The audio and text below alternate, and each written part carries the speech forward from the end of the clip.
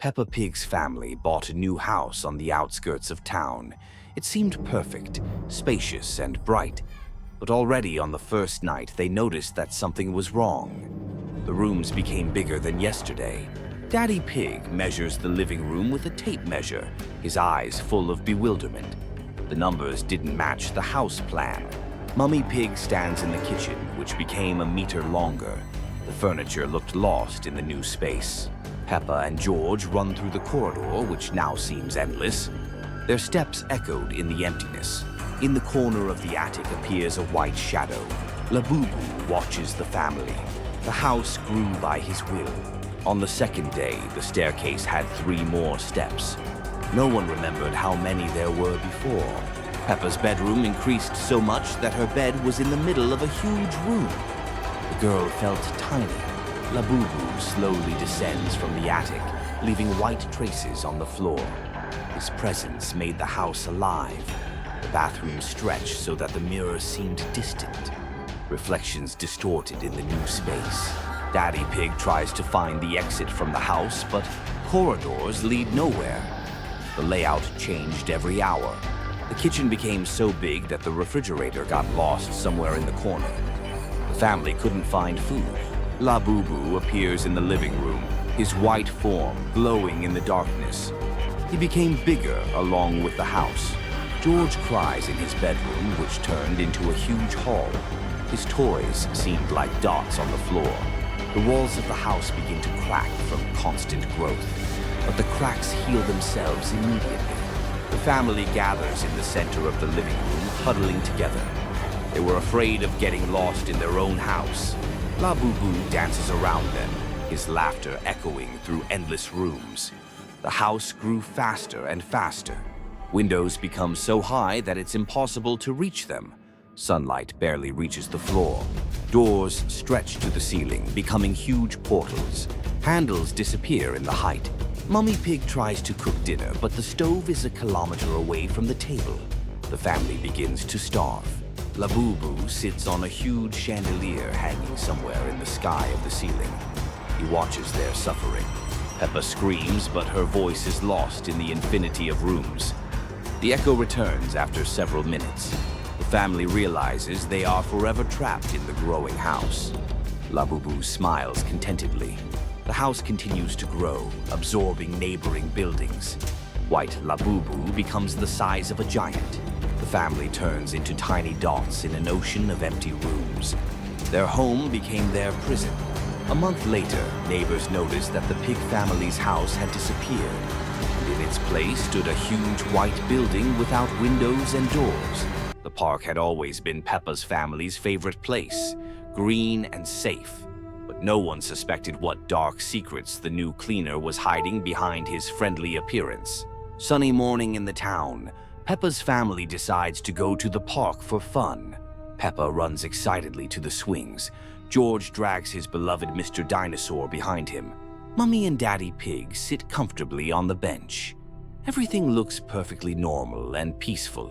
Suddenly, a large green figure with a broom appears. The new park cleaner arrives mysteriously. Shrek slowly sweeps the paths with care. His red eyes watch everyone carefully and suspiciously. Children play happily, not noticing the strange stare. Parents read their newspapers quietly. Shrek approaches closer to the playground area. Leaves turn black under his heavy feet. Peppa swings higher and higher joyfully. George builds elaborate sand castles with concentration. The cleaner begins sweeping around the sandbox. Sand becomes dark and sticky mysteriously. George tries to take sand, but hands stick firmly. He cannot break free at all. Peppa calls loudly for parents to help. Mummy and Daddy run over quickly. Shrek continues sweeping very calmly. His sinister smile grows wider and wider. Parents try desperately to help George. The sand holds him tighter than before. Other children in park stick to toys. Nobody can leave this place anymore. Shrek sweeps much faster now. The entire park covers with dark, magical dust. Families try frantically to leave. The gates are locked by invisible supernatural force. The cleaner laughs with frightening sound. His broom glows with eerie green light. Peppa finally understands the real danger. She tries desperately to warn everyone around. Shrek approaches each family slowly. All children become strangely quiet and obedient. Parents don't notice the changes. They think children are simply tired from playing. Sun sets slowly. Nobody leaves. They all stay in park forever and ever. Shrek disappears into dark shadows. The park looks perfectly clean and innocent again. New unsuspecting families arrive tomorrow. They don't know about the terrible danger waiting. Shrek appears again with his broom ready. The horrifying cycle of terror continues endlessly forever. Peppa's family went to summer camp. The place seemed perfect for a peaceful vacation. The road home disappeared completely. Nobody could find the way out of the dark forest. Phones stopped working entirely. Connection to the outside world was lost forever and completely. Daddy Pig maintains his composure carefully, but his eyes reveal growing fear and anxiety inside. Mummy Pig cooks dinner with trembling hands. The food becomes increasingly strange and unappetizing. George plays with his toys silently. His usual cheerful laughter is no longer heard anywhere. At night, strange sounds in the forest. Something big and terrifying moves between the trees. Grandpa Pig behaves very strangely now. He talks to invisible creatures around him constantly. Granny Pig forgets family names completely. Her gaze becomes empty and completely absent from reality. A yellow figure appears in camp. Labubu watches the family from a safe distance carefully. Daddy Pig starts digging a deep hole. He claims he is searching for an exit desperately. Mummy Pig stops cooking food entirely. She only stares at one fixed point in space. George talks to his toys constantly. They answer him with strange and very eerie voices. Grandpa Pig disappears for a whole day.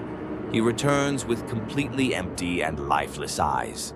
Granny Pig draws strange, mysterious symbols. She cannot remember her own name anymore at all. Labubu approaches closer to camp slowly. His yellow eyes glow brightly in the darkness around. Daddy Pig digs deeper and deeper frantically. The hole becomes similar to a freshly dug grave. Mummy Pig sings a haunting lullaby. The words of this song frighten everyone around her. George stops being a child completely. His behavior becomes adult and very creepy and disturbing. Labubu enters the camp openly now. Nobody tries to stop him from entering their space. The family gathers around the hole. They look down with completely empty and expressionless faces. Labubu explains the rules of this world. Isolation has changed them all forever and irreversibly. Peppa realizes there is no exit possible. The camp has become their permanent home for eternity. The family accepts new reality calmly. Sanity is no longer needed in this strange place. Labubu stays with them forever now.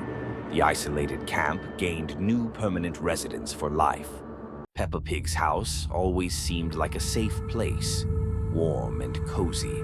But none of its inhabitants even suspected what dark secrets could be hidden in the most ordinary objects, such as the old phone in the hallway. George plays in the living room with his toys. Suddenly, the old phone in the hallway starts ringing. The phone's sound is strange and frightening. Nobody expected a call at this time. George approaches the phone and picks up the receiver. A weak, trembling voice comes from it. The voice whispers, "Help me get out of here." George doesn't understand who is speaking. The voice becomes more desperate and insistent. It asks George to find a way to free it. George calls Peppa, but when she approaches, the voice in the receiver disappears. The phone is silent as if nothing happened. Peppa doesn't believe her brother and thinks he's making it up. But George knows he heard a real voice. At night, the phone rings again. George quietly goes downstairs to answer. The voice now sounds even more pitiful. It tells that it's trapped in a dark place. George asks where the speaker is located. The voice answers that it's inside the phone itself. Strange sounds begin coming from the receiver, scratching, whispers, and echoes from another world. George tries to help and shakes the phone. Something moves and knocks inside. Mummy Pig finds George with the phone. She's concerned about his strange behavior. When Mummy takes the receiver, she also hears the voice. Now it asks for her help. The voice explains that evil Labubu lured it into the phone. Now it can't get out. The family gathers around the phone. Everyone hears pleas for help from the receiver. Daddy Pig tries to disassemble the phone, but the screws won't budge. Something holds them in place. Suddenly, the dark figure of Labubu emerges from the phone. His red eyes glow ominously. Labubu laughs and explains his plan. He collects voices in the phone for his collection. The phone begins sucking in sounds around it. The family's voices become quieter and quieter. George realizes they're trapped. Labubu wants to take their voices forever. The family tries to scream, but sounds disappear into the phone. Their voices become part of the collection. Labubu disappears, leaving the family without voices. Now they can only silently open their mouths. New voices asking for help are heard in the phone. The family has become part of the trap. The phone awaits the next victims. Who will dare to answer its ominous call? Madame Gazelle's school always seemed like a place of joy and fun. But every year, one student disappeared forever, and no one dared to speak about it aloud. Today was a special day, the day of choice. Madame Gazelle stands before the class with a silver urn in her hands. The tradition had to continue. Children sit in a circle, their eyes full of fear. Everyone knew what this urn meant. Peppa, Susie, Pedro, Danny, and Emily trembled in their seats. One of them wouldn't return. Home. Madame Gazelle slowly opens the urn and takes out a silver paper. The name was already written in advance. She unfolds the paper and reads the name. The choice fell on the most innocent. Peppa rises from her seat. Her face turns pale. Her friends turn away in horror. In the corner of the classroom appears the silver shadow of Labubu. He had been waiting for this moment all year. Madame Gazelle takes Peppa by the hand and leads her to the door. No one dares to interfere. They walk down the long corridor to the school basement. Each step echoes in the silence. Labubu follows them, his silver eyes glowing in the darkness. He becomes bigger and scarier. In the basement stands an ancient altar covered with silver cloth. Here all were previous. Children disappeared.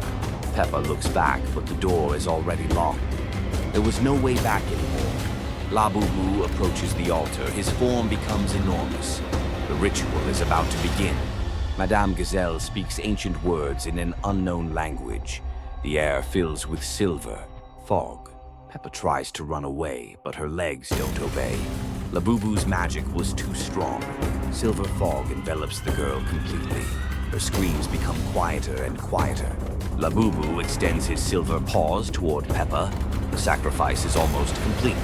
The fog dissipates, and Peppa disappears without a trace. Labubu smiles contentedly. Madame Gazelle returns to the classroom. The lesson continues as if nothing happened. Children sit silently, knowing that Peppa is no more.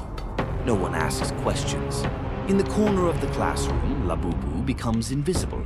He will wait for the next year. Peppa's parents come to pick up their daughter after school. Madame Gazelle says she left early. At home, the family waits for Peppa until late at night, but she will never return. The school library had always been the quietest place. Today, everything changed forever and ever.